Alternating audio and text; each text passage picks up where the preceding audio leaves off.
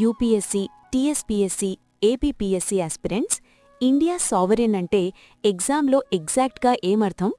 Commonwealth member అయ్యి కూడా ఎలా సావరెన్గా ఉంటుంది? ఈ 90 సెకండ్స్ మిస్ అవ్వకండి.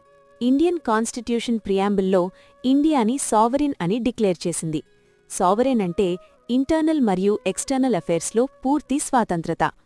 ఇంటర్నల్ అఫైర్స్లో ఇండియాకి లా చేయడానికి, అమెండ్ చేయడానికి, పాలించడానికి కంప్లీట్ అథారిటీ ఉంటుంది. ఎవరూ బయట నుండి డిక్టేట్ చేయలేరు. ఎక్స్టర్నల్ అఫైర్స్లో India foreign policy, treaties, wars, peace decisions అన్నీ స్వయంగా తీసుకుంటుంది. 1949లో India Commonwealth of Nations member అయింది. ఇది వాలంటరీ డెసిషన్ మాత్రమే. బ్రిటిష్ క్రౌన్ అక్కడ కేవలం సింబాలిక్ హెడ్. ఇండియన్ సిటిజన్స్ మీద లీగల్ కంట్రోల్ లేదు. జవహర్లాల్ నెహ్రూ క్లియర్గా చెప్పారు, ఫ్రీ విల్తో అగ్రిమెంట్, ఫ్రీ విల్తో ఎండ్ చేయవచ్చు.